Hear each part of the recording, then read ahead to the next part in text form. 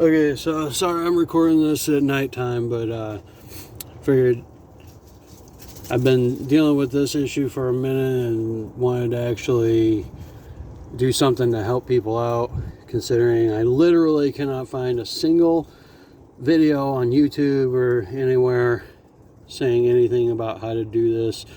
Usually it's just a part that everybody just glosses over. They're like, just take the hoses off and blah blah blah blah blah, and then they just, you know, skip to the next part after you got all that crap taken care of.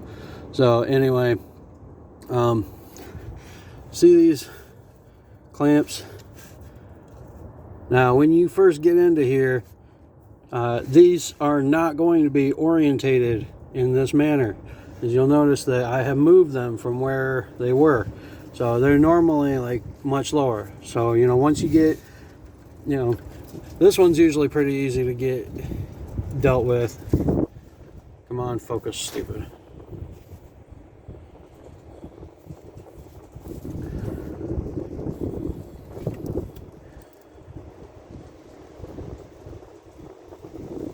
Alright, anyway, so this one's usually pretty easy to deal with. I got the clip all the way down here, but you'll notice that it's a little bit of a different style than these other ones. These are more heavy duty, and it's probably because, you know, they go more directly to the water pump. Anyway, so this piece of crap right here is normally orientated like that, okay? So you can see the shadow of where I moved it off from. You can see it right here, okay? So it's normally like that. And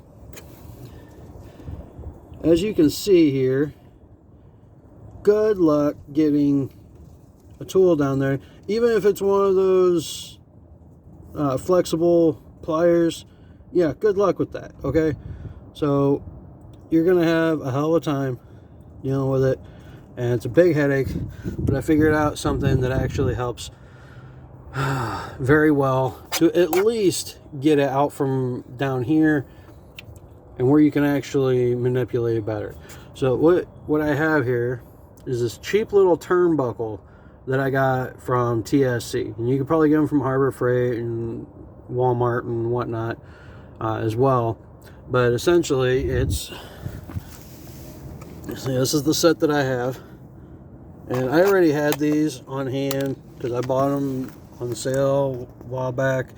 But you know, it's one of those things that you don't realize that you need it until you have it and are trying to figure something stupid like this out.